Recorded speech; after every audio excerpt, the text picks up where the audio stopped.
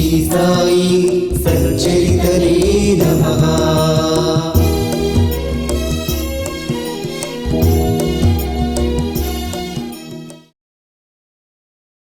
Shri Sai Satcharitra ఓవి to ఓవి మూల గ్రంథము శ్రవణ పారాయణ 21వ అధ్యాయం. శ్రీ గణేశాయ నమః. శ్రీ సరస్వత్యై నమః. శ్రీ గురుభ్యో నమః. శ్రీ కులదేవతాయై నమః. శ్రీ సీతారామచంద్రాభ్యాం నమః. శ్రీ సద్గురు సాయినాథాయ నమః.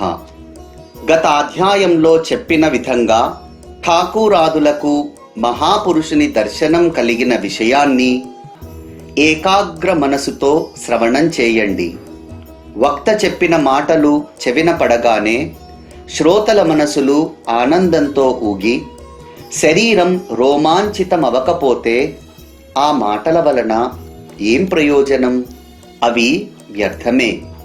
ఆ శ్రవణంతో శ్రోతలు కరిగిపోకపోతే, భాష్పాలతో వారి కంఠం గద్గదమై నయనాల నుండి ప్రేమానందాశ్రువులు ప్రవహించకపోతే ఆ మాటలు వ్యర్థమే. బాబా యొక్క వాణి మనోహరం. వారి ఉపదేశ పద్ధతి అలౌకికం. వారి ప్రతి మాటలోనూ కొత్తదనం ఉంటుంది. నేను వారి చరణాలలో మస్తకాన్ని ఉంచుతున్నాను. భాగ్యం ఉదయించకపోతే సాధు సత్పురుషులతో కలయిక ఏర్పడదు.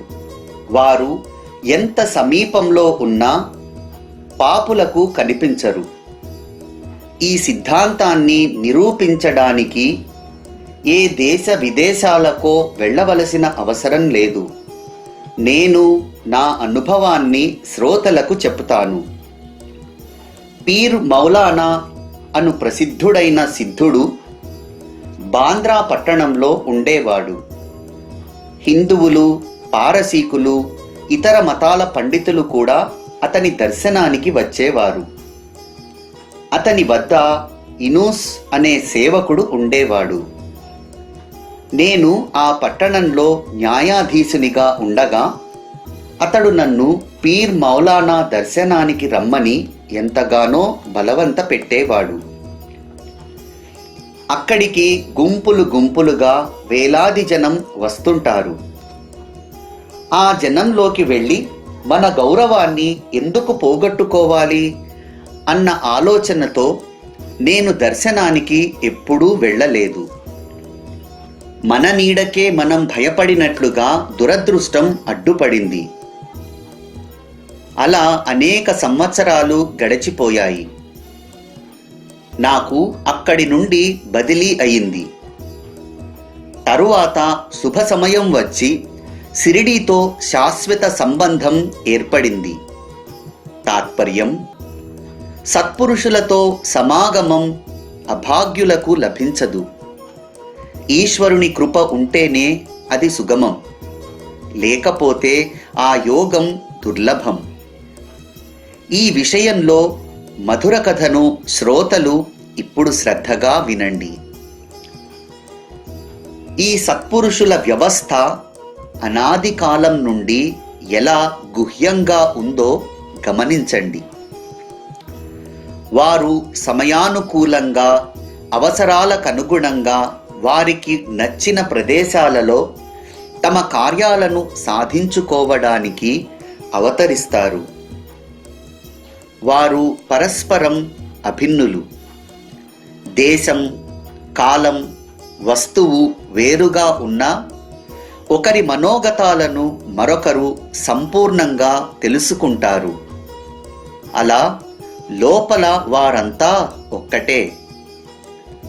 ఒక సార్వభౌముడు రాజ్యంలో అక్కడక్కడ స్థావరాలను ఏర్పరచి వానిలో అధికారులను నియమించి క్షేమాన్ని గమనించేలా, అట్లే స్వానంద సామ్రాట్టు అక్కడక్కడ ప్రకటమై తన రాజ్య శకటాన్ని కనపడని పగ్గాలతో గుప్తంగా నడిపిస్తాడు. ఒకసారి ఒక ఆంగ్ల విద్యా విభూషితుడు, బిఏ పట్టభద్రుడు క్రమక్రమంగా అభివృద్ధి చెంది పేరు పొందిన అధికారి అయ్యాడు. తరువాత మామలతుదారై ఆ పైన ఎదుగుతూ ఎదుగుతూ ప్రాంతాధికారి అయ్యాడు. అప్పుడు దైవవశాత్తు అతనికి సాయిబాబా సాన్నిధ్యం లభించింది. ఈ ఉద్యోగాలు, పదవులు గౌరవ మర్యాదలతో కూడుకున్నవి మరియు దూరపు కొండల వలె బాగానే కనిపిస్తాయి. కానీ దగ్గరగా వెళితే ఏవేవో చెట్లతో నిండి ఉంటాయి. పూర్వపు మంచి రోజులు పోయాయి. అప్పుడు అధికారంలో ఉన్న పదవులను కోరుకునేవారు. ప్రజలు కూడా అధికారులను గౌరవించేవారు. అలా వారు పరస్పరం ఆనందంగా ఉండేవారు. ఇప్పటి పరిస్థితి అడగకండి. సుఖంగా ఉద్యోగం చేసుకునే కాలం పోయింది. ఇప్పుడు బరువు బాధ్యతలు పెరిగాయి. డబ్బుకు కొరత లేకున్నా శ్రమ తప్పదు.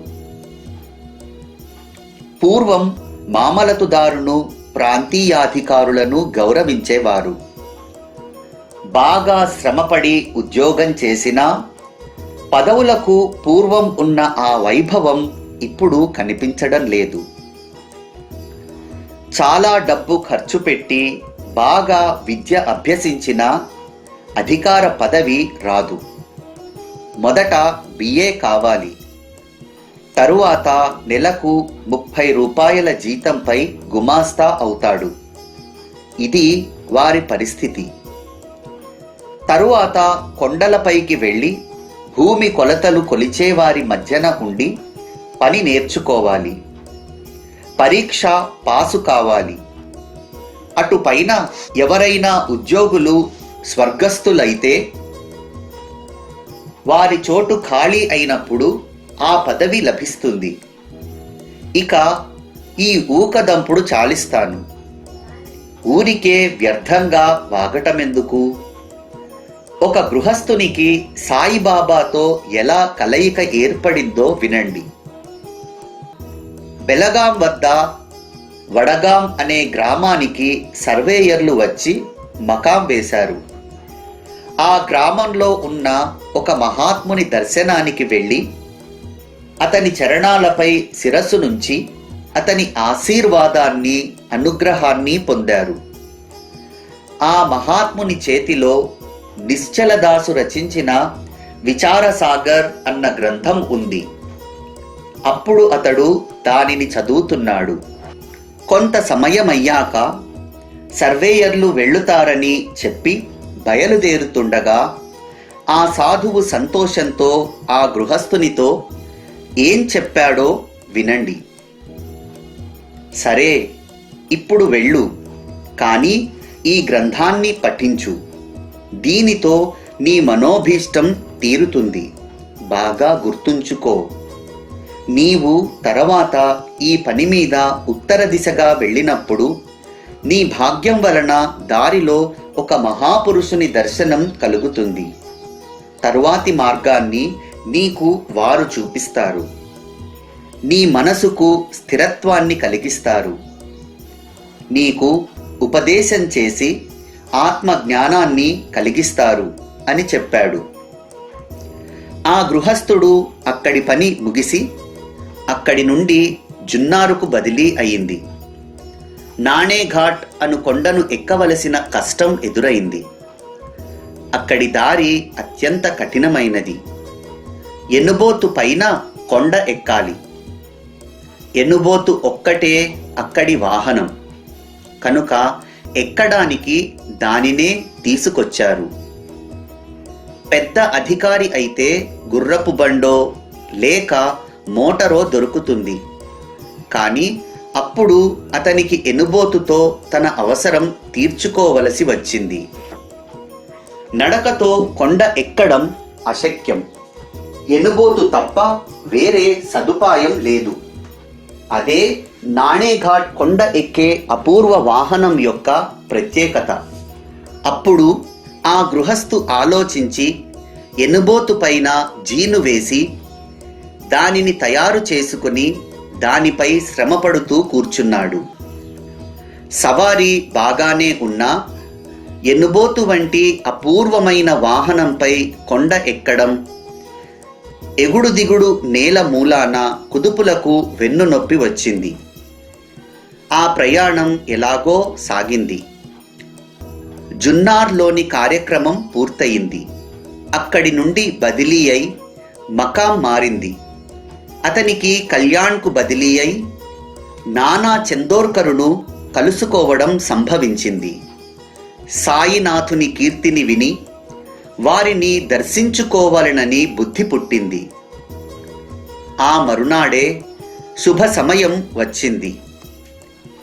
నానా చందోర్కరు సిరిడి యాత్ర ప్రయాణానికి సిద్ధమై, నా వెంట నువ్వు కూడా యాత్రకురా, ఉభయులం వెళ్ళి బాబా దర్శనం చేసుకుని వారికి ప్రణమిల్లి అక్కడ 1-2 రోజులుండి తిరిగి కళ్యాణ్కు వచ్చేద్దాం అని చెప్పాడు. కానీ ఆ రోజు ఠాణా పట్టణంలో సివిల్ కోర్టులో ఒక కేసుకు అతడు హాజరు కావలసి ఉండి చందోర్కరు వెంట వెళ్ళలేకపోయాడు. కేసు విషయం సమర్థులైన సాయిబాబా చూసుకుంటారు. వారి దర్శనం చేసుకోవాలన్న నీ కోరిక తీరుతుంది అని నానా బలవంత పెట్టాడు. కానీ అతనికది నచ్చద్దు. కేసు తారీఖు తప్పిపోతుందని అతని భయం. నొసట వ్రాసినది తప్పుతుందా? నానా చందోర్కరు అతనికి పూర్వపు అనుభవాలను తెలియజేసి, సాయి దర్శన కాంక్ష మనసులో ఉంటే విఘ్నాలు పక్కకు తొలగిపోతాయని చెప్పాడు. కానీ అతనికి విశ్వాసం కలుగలేదు. అతని స్వభావానికి నానా ఏం చేయగలడు? కేసు విషయం ముందు తేల్చుకుని ఆ బాధను వదిలించుకోవాలని అతడు ఠాణాకు వెళ్ళాడు. చందోర్కరు సిరిడీకి బయలుదేరి బాబా దర్శనం చేసుకుని వెనుకకు తిరిగి వచ్చేశాడు. ఇక్కడ ఠాణాలో జరిగిన వింత. సమయానికి సరిగ్గా ఆ వ్యక్తి కోర్టుకు హాజరు అయినా కేసు మరో తేదీకి వాయిదా పడింది. చందోర్కరుతో వెళ్లే అవకాశం కూడా పోయింది. మనసులో చాలా బాధపడ్డాడు. చందోర్కరు మాటలను విశ్వసిస్తే బాగుండేది. అతడు తన వెంట షిరిడీకి తీసుకుని వెళ్ళేవాడు. సాయి దర్శనం చేసుకుని షిరిడీలో ప్రశాంతంగా ఉండేవాణ్ణి. దావా వాయిదా పడింది, సాధు సమాగమం కూడా పోయింది అని తలచి తక్షణం షిరిడీ వెళ్ళడానికి నిశ్చయించుకున్నాడు. షిరిడీకి వెళ్ళాక నానా నాకు అక్కడ కలుస్తాడో లేదో, అతడైతేనే సాయినాథునికి నా గురించి తెలియజేస్తాడు. అలా అయితే మనసుకు ఆనందం కలుగుతుంది. షిరిడీలో నాకు పరిచితులెవ్వరూ లేరు. అందరికీ నేను అపరిచితుణ్ణి. నానా కలిస్తే బాగుంటుంది. కానీ ఆ యోగం ఉన్నట్లు లేదు అని ఆలోచించుకుంటూ రైలు బండిలో కూర్చుని మరునాడు షిరిడీ చేరాడు. కానీ నానా అక్కడ లేడు. అతడు బయలుదేరిన రోజే నానా తిరిగి వెళ్ళిపోయాడు. దానితో నిరాశ చెందాడు. నిరుత్సాహం, చికాకు కలిగాయి. అయితే అతనికి అక్కడే వేరే స్నేహితులు కలిసి సాయిబాబా దర్శనాన్ని కలిగించారు. అతని కోరిక తీరింది. సాయి దర్శనంతో అతని మనసు సాయి చరణాలయందు లగ్నమైంది. సాష్టాంగ దండ ప్రణామం చేయగా అతని శరీరం పులకాంకితమై కళ్ళలో నుండి ప్రేమాశ్రువులు స్రవించాయి. అలా మనస్సు స్థిరపడగా త్రికాలజ్ఞుడైన బాబా మందహాసవదనంతో అతనితో ఏమన్నారో వినండి. కన్నడ అప్ప చెప్పినట్టుగా ఎనుబోతుపై కొండ ఎక్కడంలాగా ఇక్కడ సులభోపాయాలు లేవు. శరీరం అరగతీయక తప్పదు. ఈ సంకేత పదాలు చెవిలో పడగానే అతని అంతరంగం సంతోషంతో ఉప్పొంగింది. మహాత్ముడు మునుపు చెప్పిన వచనం నిజమని అనుభవమైంది. 2 చేతులు జోడించి సాయి పాదాలయందు శిరసునుంచాను. సాయినాథ, నన్ను కరుణించండి. నేను అనాథను. నన్ను మీ ఒడిలోకి తీసుకోండి. మీరే నాకు మహాపురుషులు. నిశ్చల దాసు గ్రంథంలోని ఉపదేశం నాకివాళ బాగా అర్థమైంది. విశిష్టమైన ఆనందాన్ని పొందాను. ఎక్కడి బడగాం, ఎక్కడి సిరిడి, ఎంతటి సత్పురుషులైన మహానుభావుల జంట. వారి ఉపదేశాలు క్లిష్టమైన భాషలో ఉన్నా ఎంత స్పష్టంగా ఉన్నాయి. ఈ గ్రంథాన్ని చదువు. ఒక మహాపురుషుణ్ణి కలుసుకున్నప్పుడు వారు నీ తరువాతి కర్తవ్యాన్ని ఉపదేశిస్తారు అని ఒకరు చెప్పారు. అదృష్టవశాత్తు ఆ మహాపురుషుణ్ణి కలుసుకున్నాను. ఆయనే తానని ఒకరు చెప్పినట్లు పఠించాను. ఇక 2వ వారు చెప్పినట్లు ఆచరించాలి. అతనితో సాయిబాబా, అప్పా చెప్పినది యథార్థం. దానిని ఆచరించినప్పుడు నీ మనోభీష్టం పూర్తిగా తీరుతుంది అని చెప్పారు. వడగాంలో నిశ్చలదాసు రచించిన విచారసాగర్ గ్రంథాన్ని పఠించమని, ఆ గ్రంథ పారాయణ తరువాత ఆచరణను గూర్చి చెప్పారు. ముందు గ్రంథాన్ని శ్రవణం చేసి దానిని మననం చేయాలి. మరల పారాయణం చేస్తూ ఉంటే నిధిధ్యాసనం కలుగుతుంది. చదివినంత మాత్రాన సరిపోదు. చదివిన దానిని ఆచరణలో పెట్టాలి. లేదా బోర్లించిన కుండపై నీరు గుమ్మరించినట్లవుతుంది. అనుభవ జ్ఞానం ప్రాప్తించనంత వరకు గ్రంథపఠన వ్యర్థం. బ్రహ్మ సంపన్నులైన గురుకృప లేకుండా పుస్తక జ్ఞానం నిష్ఫలం. ఈ విషయంలోని యథార్థత మరియు పురుషార్థం యొక్క ఆవశ్యకతను తెలియజేసే ఒక చిన్న కథను శ్రోతలు తమ శ్రేయస్సుకై వినండి. ఒకసారి అనంతరావు పాటన్కర్ అనే పూణే పట్టణ నివాసి అయిన ఒక వ్యక్తి సాయి దర్శనం కలగాలనే ఉద్దేశంతో షిరిడీకి వచ్చాడు. అతడు వేదాంతాన్ని బాగా శ్రవణం చేశాడు. ఉపనిషత్తు గ్రంథాలను టీకాతో సమూలంగా చదివాడు. కానీ అతని మనసు ఎల్లప్పుడూ చంచలంగా ఉండి అతనికి ప్రశాంతి లేకుండా పోయింది. సాయి సమర్థుని దర్శనం చేసుకున్న పాటన్కర్ కళ్ళు తృప్తి చెందాయి.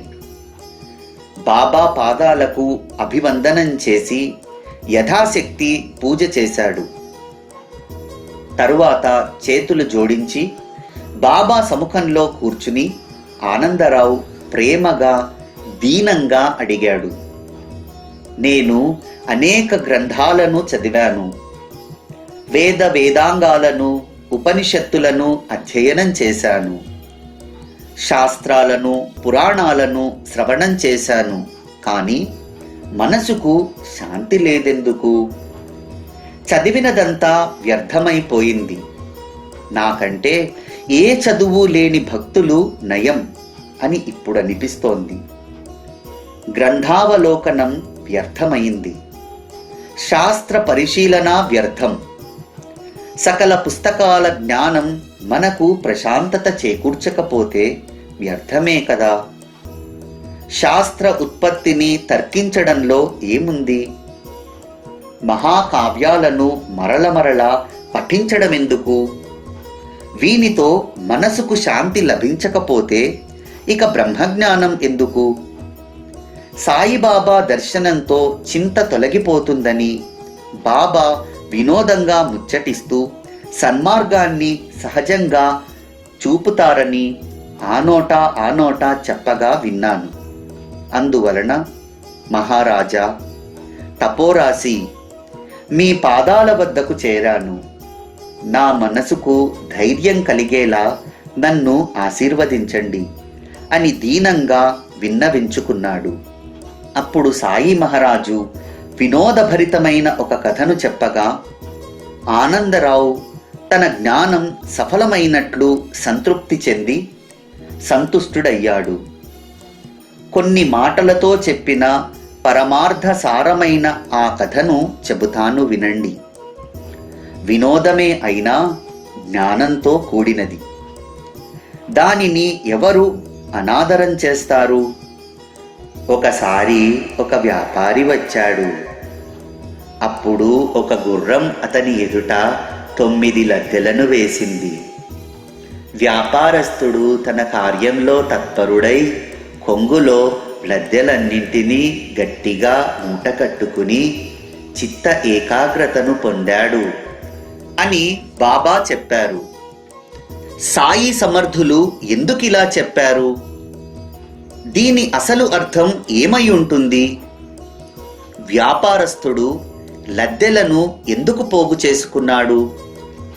ఏమీ అర్థం కావటం లేదు అని అనంతరావు ఆలోచించి వెళ్ళి ఆ సంభాషణంతా కేల్కరుతో చెప్పాడు. అసలు ఆ వ్యాపారి ఎవరు?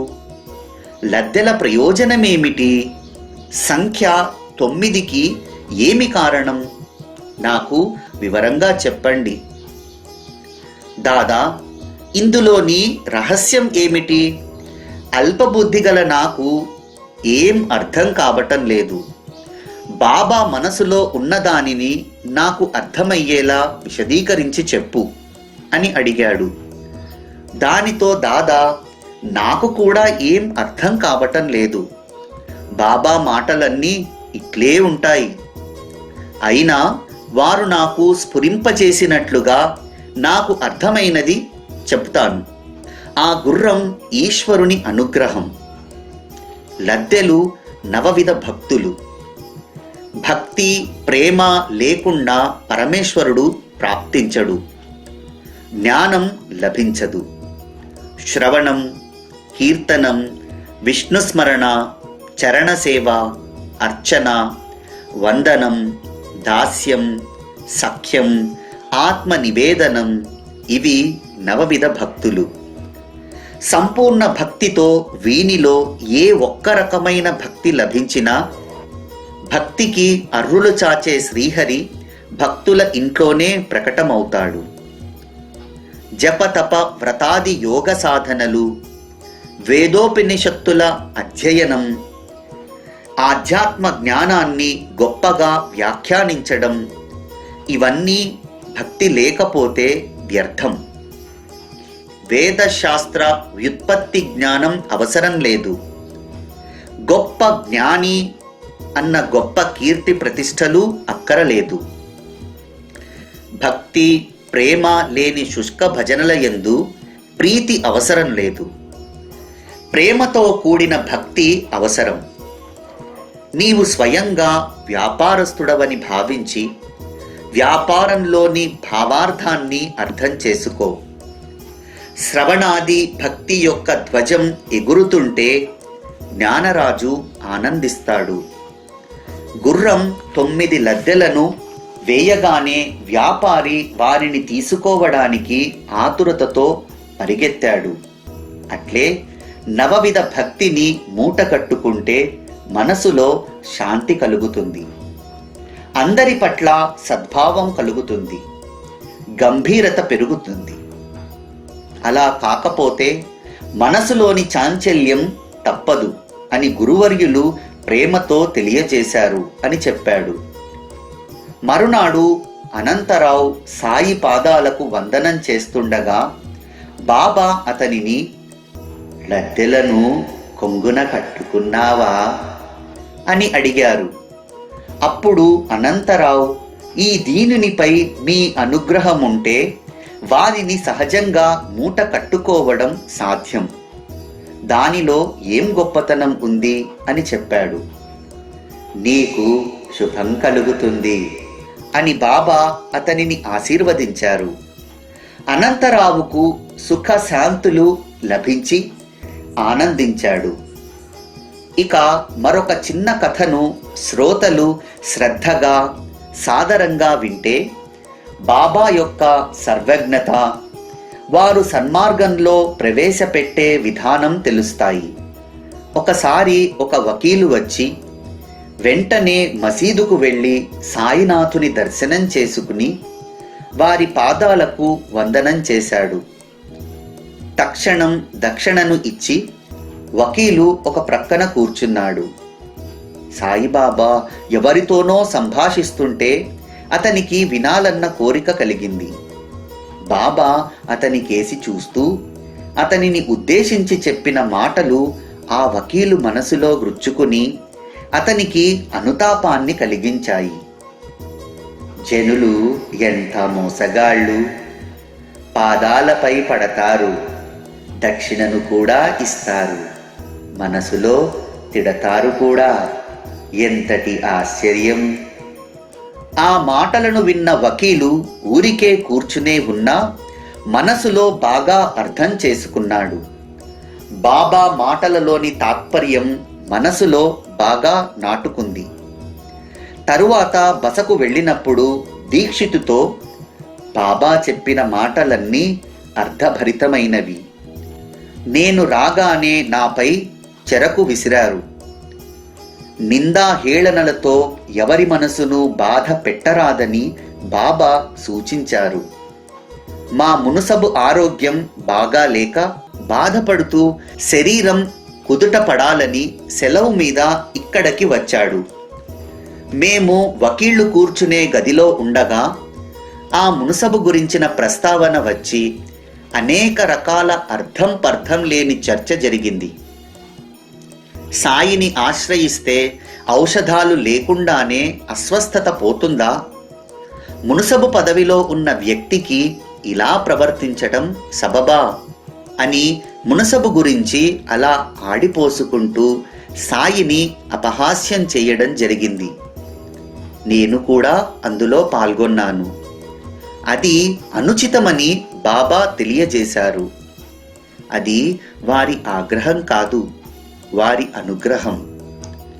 ఎవరి గురించైనా చెడుగా వ్యర్థంగా చర్చించుకోకూడదు.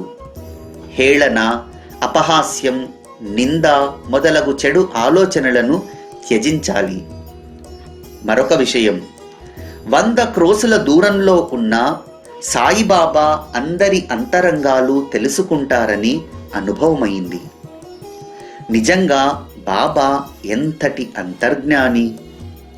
మరొక విషయం నిశ్చయమైంది. పర్వతాల వంటివి ఎన్ని అడ్డం ఉన్నా వారి దృష్టికి ఏవీ అడ్డు తగలవని బాగా దృఢమైంది. ఎంతో రహస్యంగా ఉన్నవి కూడా వారికి తేట తెల్లం. అప్పటి నుండి వకీలు ఎవరి నిందా చేయకూడదు, ఎవరిని చెడుగా మాట్లాడకూడదు అని నిశ్చయించుకుని లెంపలు వేసుకున్నాడు. మనం ఎక్కడ ఏం చేస్తున్నా అది సాయి దృష్టిలో పడకుండా ఉండదు అన్న విషయం నిర్ధారణ అయింది. చెడు పనులు చేసే మనసు మారింది. మంచి పనులు చేయాలనే బుద్ధి జనియించింది. ముందు వెనుక సాయి ఉన్నారన్న భావన ఉంటే వారిని ఎవరు మోసగించగలరు అన్న విషయం నిర్ధారణమైంది. ఈ కథ వకీలుకు సంబంధించిందే అయినా ఇది అందరికీ జ్ఞానం కలిగించేది. వకీలుకు, వక్తకు, శ్రోతలకు, సాయి యొక్క భక్తులందరికీ కూడా ఇలాంటి జ్ఞానం కలగాలని నేను ప్రార్థిస్తాను. సాయి కృపామేఘం వర్షించగా మనకందరికీ దాహం తీరి తృప్తి కలుగుతుంది. ఇందులో ఏం విశేషం లేదు. సాయినాథుని మహిమ అమోఘం. వారి పరమ పావన కథ అగాధం. పరబ్రహ్మ అవతార మూర్తి అయిన సాయినాథుని చరిత్ర అంతం లేనిది. ఇక తరువాతి అధ్యాయంలోని కథను శ్రోతలు శ్రద్ధగా వింటే మీ మనోభీష్టం తీరి మనసుకు స్థిరత్వం కలుగుతుంది. భక్తులకు భవిష్యత్తులో సంభవించే కష్టాలు సాయి సమర్థునికి ముందుగానే తెలిసేవి. వారు వానిని వినోదాలతో, హాస్యాలతో నవ్వుతూ ఆడుతూ నివారించేవారు. భక్త హేమాడ్ సాయికి శరణుజొచ్చి ఈ కథను సమాప్తి చేస్తున్నాడు. తరువాతి కథానుసంధానం భక్తుల కష్టాల నివారణ. సాయి దయాసాగరులు. భక్తుల దుర్భర కష్టాలను ముందుగానే తెలుసుకుని సమయానికి సరిగ్గా సూచించి వానిని ఎలా తొలగిస్తారో తెలుసుకోండి. స్వస్తి శ్రీ సంత సజ్జన ప్రేరితము హేమాడ్ పంత్ విరచితము అయిన శ్రీ సాయి సమర్థ సచ్చరితంలో అనుగ్రహ కరణమను 21వ అధ్యాయం సంపూర్ణం. ఓం శ్రీ సాయి సచ్చరితనే నమః.